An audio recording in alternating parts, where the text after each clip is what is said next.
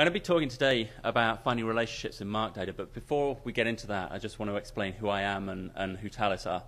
So my name's Rob Stiles, and I work for a UK software vendor called Talis, who've been working with library systems and large-scale databases for about 40 years. The research I've been doing is about starting from the point of the millions of records of legacy data that we have in Marc, and not trying to reinvent that, but trying to work with that and with the data that we actually have. So that's not working.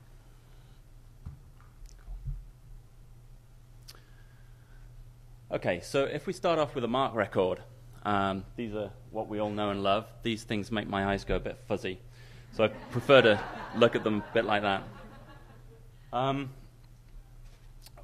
What we do with this data is we do some processing on it and some analysis on some of the fields and run a few algorithms over it. And we've done some work to keep to work through leader fields and through different indicator configurations and stuff for Marc 21. But I'm not going to talk about that in that much detail today. I'm just going to talk about keeping a few field data elements, because that's really simple. So I'm just going to throw the rest away for now. I'm going to use these data elements in a diagram. So I'm going to make those into boxes. And wherever you see boxes like this, I want you to think about just literal strings, like you have in any programming language or any database, as just a string of text. And I'm going to move those around a bit to make some space. I'm going to make some space to introduce something. So that's an ellipse, and rather than the nice little boxes that mean literal strings, ellipses mean something, anything. I'm not being, well, I am being deliberately vague with that, because an ellipse can mean absolutely anything. It can represent a person, a web page, the person who wrote the page, the concept that the page is about, the server that the page is running on. It can represent anything you like. So in this case, we're going to just use it to represent something. What's going on with that? Okay. And we can relate the something to the properties about it using some nice little labels. And I feel much more comfortable now. I've got my $100 A on there. No. We're not talking about the record. We're not going to describe the record. We're going to describe the thing that the record's about. So these have no place on here. This is not Marc data. We can put some more meaningful titles on there, like using something like the Dublin core schema, or we can use the Marc 21 human-readable labels. But they really don't need to be numbers, so let's not do that. I'm going to talk a little bit about just one of these relationships now. So if we take one relationship and think about how that is made up of three parts. On the left-hand side there, you've got the subject of the relationship. In the middle, you've got the name of the property or the predicate. And on the right-hand side, you've got the object of the relationship. So something has a title of Harry Potter and the Prisoner of Azkaban. These three pieces get called a triple, and that's the fundamental building block of RDF, which is what we've been using to store this data. Now, in RDF, we apply some web magic to subjects. They get a URI, and that makes them linkable. You can have the same subject all over the place. You can have the same concepts or different concepts represented by different URIs. But for today, I'm going to stick with simple words, because the URIs are just too cumbersome to fit in the boxes. There's various ways, other than the diagram, to represent RDF triples. They look like that, or there's RDF XML, which gets used quite a lot. That's a language called Turtle. There isn't room on the slides to show code and make it readable, as I think the Zotero guys found out yesterday.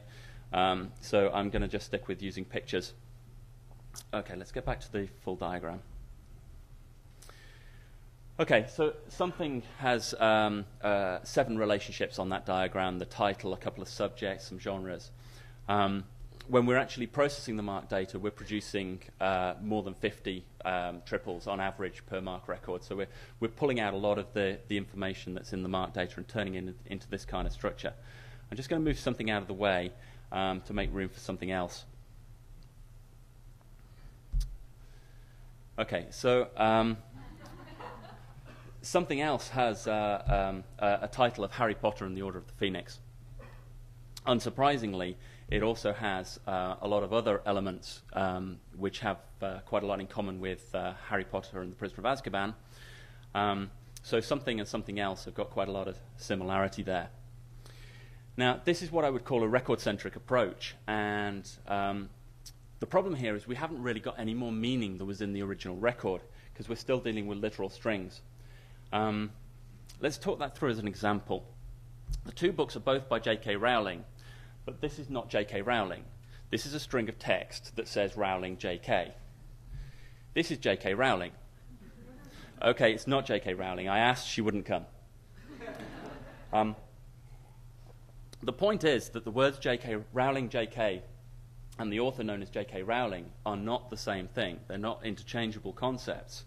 And this is something that has been known in library sciences for a long time. In fact, it was probably first talked about in the 70s, the 1870s, by this man, Charles Cutter, who wrote a fantastic book called Rules for Dictionary Cataloging, which talks about having author indexes and subject indexes and title indexes.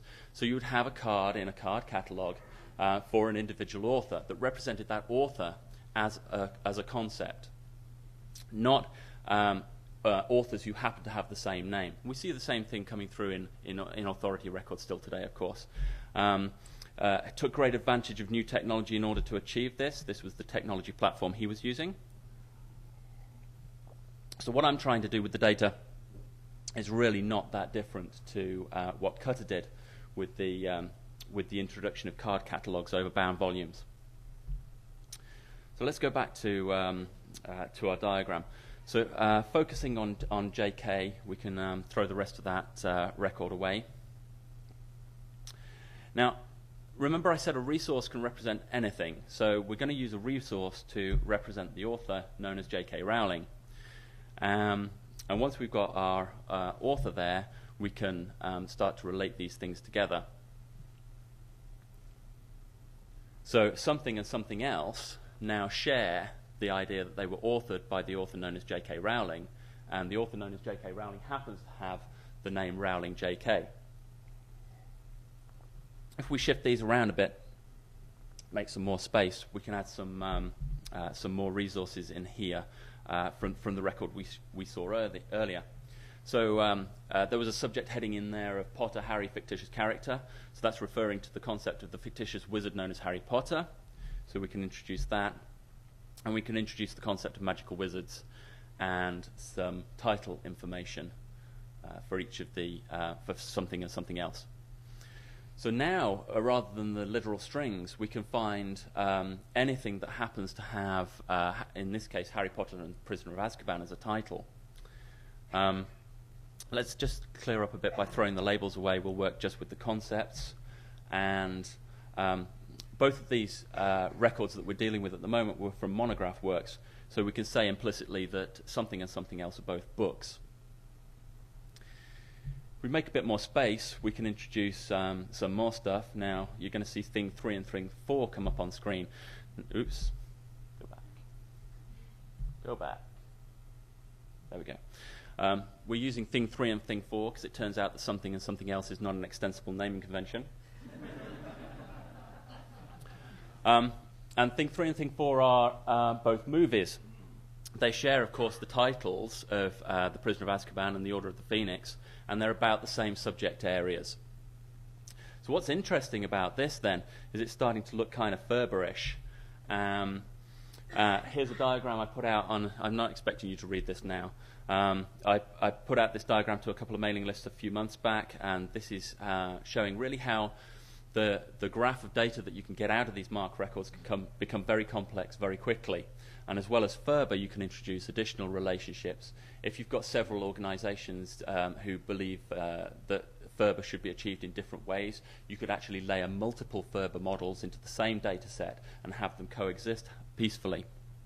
I'm going to step back from that now and back to our main diagram. Now, I mentioned earlier that resources all have URIs, a little bit of web magic on each of them. So one of the pieces of work that we've been doing is looking at how we create those URIs. Lots of organizations simply assign numbers or use global identifiers, global GUIDs, GUIDs. You could use LCCNs or OCLC numbers or something like that. We've actually done something a bit different. We're taking the original record again, and we take the data from the fields in the Marc record, and then we generate URIs from them. Now, the benefit that this has is that we can actually process large amounts of data very quickly because we don't have to do any lookups. We don't have to find the author known as J.K. Rowling or Rowling J.K. and go and look up what the LCCN number is for her authority record. We don't have to assign a GUID to a name or a title and then go and look it up every time we encounter that string. Now, the benefit of that is it means that, say, Jonathan and Dan could process vast amounts of information completely independently, and they'd end up with two different data sets that could be merged very, very quickly and easily because they'd arrive at the same URIs for the same bits of data. So they could mix that stuff together later. Now, obviously, that has some problems because some people represent names differently, so wouldn't it be wonderful if we could use authority data? Well, we can do exactly the same thing with the authority data. Here's a snippet of J.K. Rowling's authority record from the Library of Congress. We do exactly the same thing with this bib record. We separate out the literal strings. We convert those strings into concepts. We relate them to the authorized form. So now, whenever we encounter Joanne K. Rowling, we can actually see that data hung off that URI should actually be hung off Rowling JK because that's the authorized form. And we're also looking at ways to incorporate things like the VIAF, the Virtual International Authority file, into this kind of structure. But also the data that we got from the authority records is using the same URI structures and is based in, because it's RDF, can just be mixed straight in with the data that we generated off the bibliographic records. So the same authorized name that we got from the authority records has something and something else related to it. So that's kind of pretty abstract, right? And probably not that meaningful. So we should probably do a demo to show how this stuff can benefit us. Now, okay, I have no network. So I'm going to have to play a CAN demo. Okay, so this is a tool called Relation Browser. There we go. And this is working off an RDF graph of the data that we've derived from existing Marc records. The records have not been manually processed at all. They've just been put through a number of algorithms to generate the RDF. So you can see here, I'm not even going to try and pronounce her name. French or Irish author, I can't remember which. So a book here in Irish, and we can start to wander around the data. You can see the similarity here with the graph diagrams that I was showing you before. Jack and the Beanstalk there, we click on that.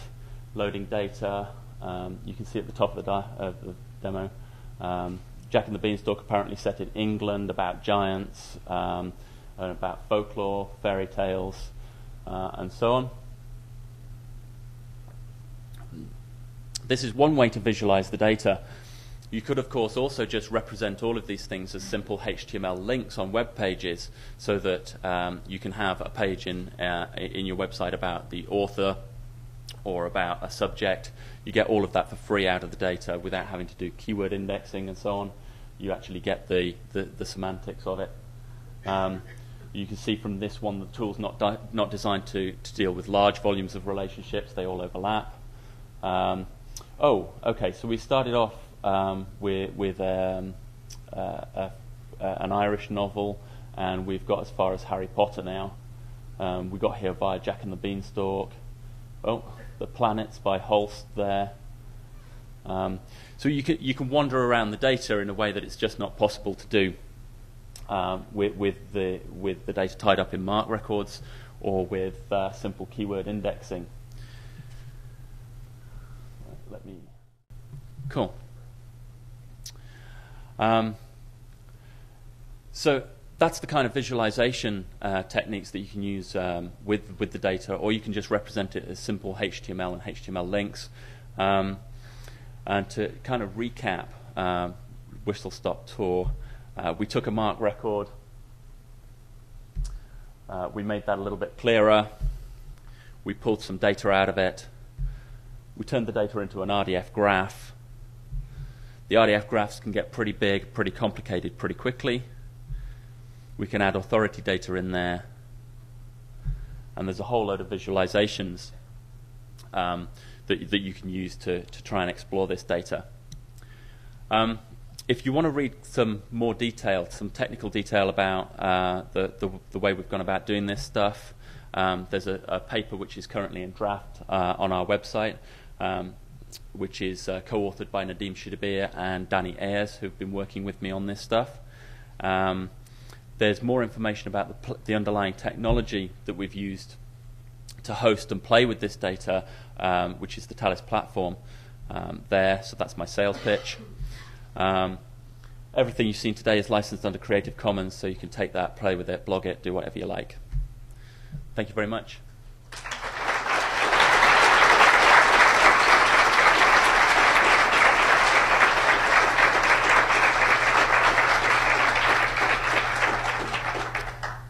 And I think we have 2 minutes left for questions if anybody's got anything. Yeah. Is your platform built on open source, such as Jenna and other RDF tools that have been around and are fairly mature at this point? Yeah, we've done a lot of work with Jenna and Morgara and Lucene, and we've played with Solar. Yeah, there's a whole load of different bits and pieces in there.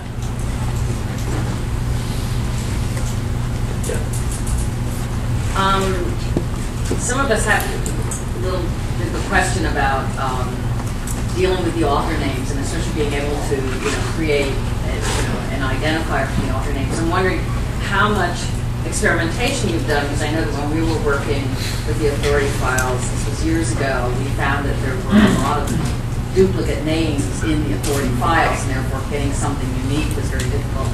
And also, how can we do some testing of this and get some work done so that we do have